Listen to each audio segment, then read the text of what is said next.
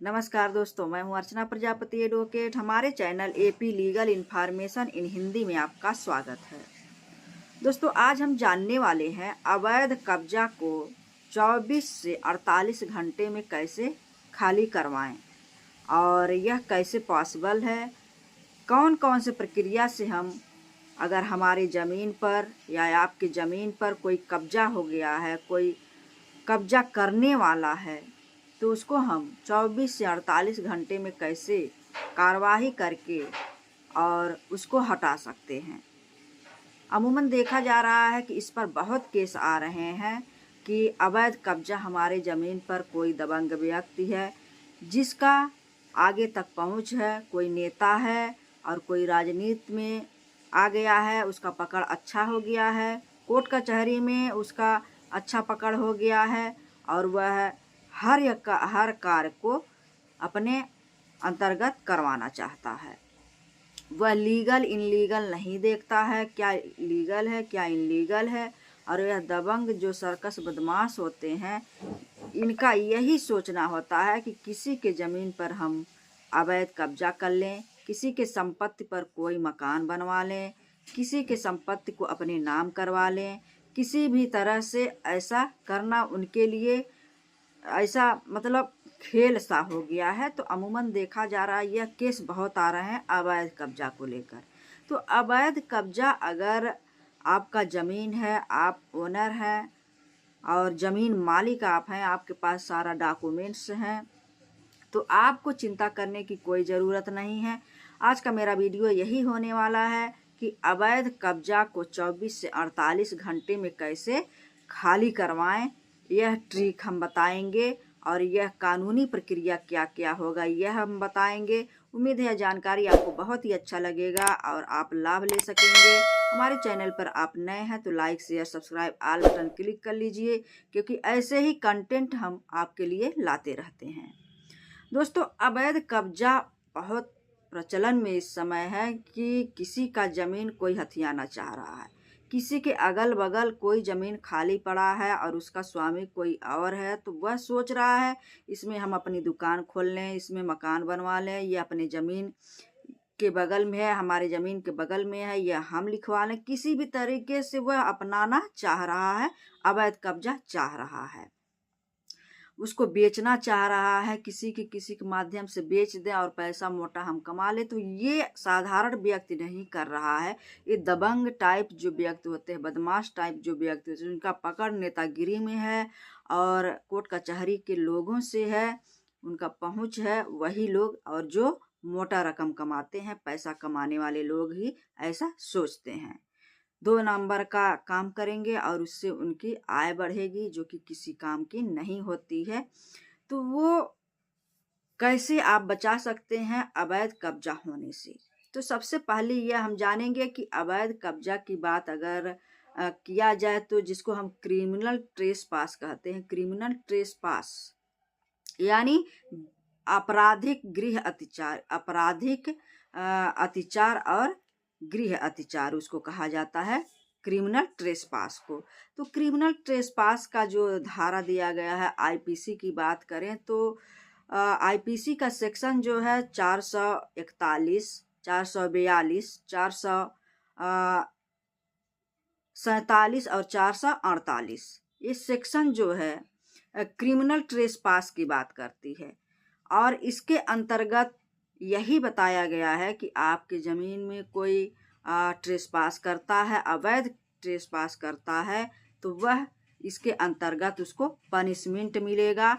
उसको 5,000 रुपये तक का जुर्माना भी देना पड़ सकता है और 3 मास का इसमें उसको सज़ा भी हो सकती है। पुनः वही प्रक्रिया दोहराता है, अगर गृह अत्याचार करता है या ट्रेसपास करता है, आपराधिक अत्याचार करता है या आपकी ज़मीन में वो आता है, उसको बेचना चाहता है, उसको हटाना चाहता है, ज़बरदस्ती करना चाहता है, जो कि ओनर आप हैं, तो उसके लिए 1 साल का दंड का प्रावधान भी किया गया है और 5,000 रुपये से भी जुर्माना उसको देना होगा। वहीं बीएनएस की बात किया जाए तो भारतीय न्याय संहिता जो बनाया गया है 2023, नए धारा की बात किया जाए तो यह धारा इसमें जो दिया गया 329 सब सेक्शन 3, यह दंड की प्रावधान करती है। यह दंड बताता है कि आप अगर किसी के जमीन में, किसी के खाली स्थान में अगर आप उसमें बसना चाहते हैं, उसको हथियाना चाहते हैं, उस पर कब्जा करना चाहते हैं, उस पर दुकान मकान जो भी है करना चाहते हैं, या उसको बेचना चाहते हैं किसी के माध्यम से, तो यह आपके लिए दंड का प्रावधान करता है। बीएनएस की धारा 239 सब सेक्शन 3 और सब सेक्शन 4, ये 2 नया धारा भी इसमें जुड़ा हुआ है कि आप अगर ऐसा करते हैं तो आप दंड के भागी होंगे। तो आईपीसी में सेक्शन है 141, 42, 47, 48, ये गृह जो है अत्याचार की बात करता है, आपराधिक अत्याचार की बात करता है। और सब सेक्शन 3 बीएनएस 229 भी दंड का बात करता है।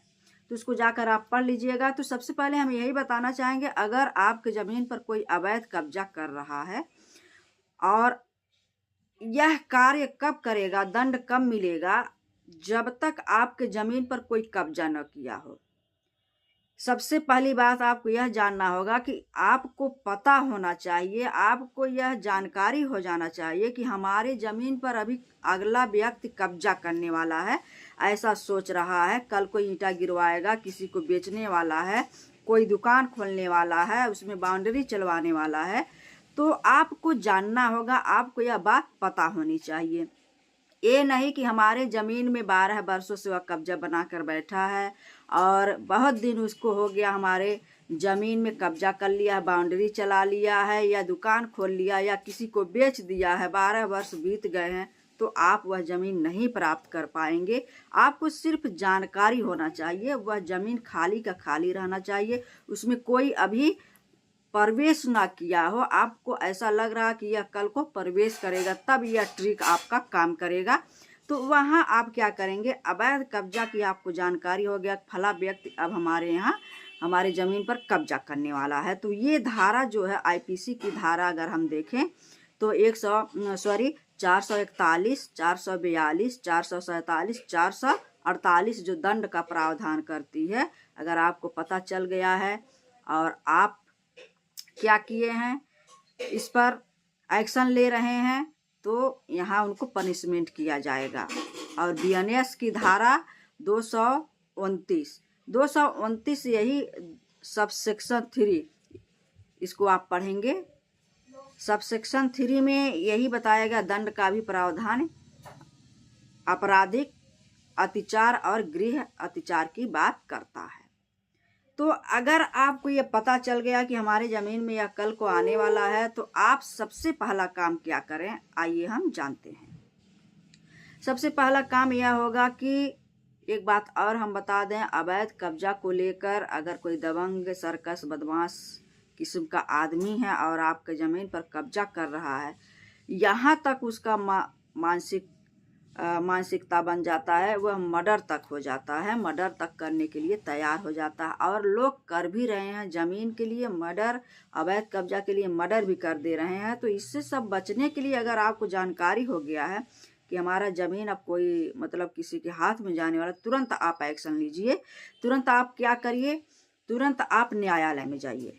अगर सिविल में जाना चाहते हैं, मुकदमा करना चाहते हैं, तो आप न्यायालय जाइए, कोर्ट कचहरी जाइए, किसी वकील के माध्यम से अपनी समस्या बताइए, वहाँ आप फाइल शूट करिए।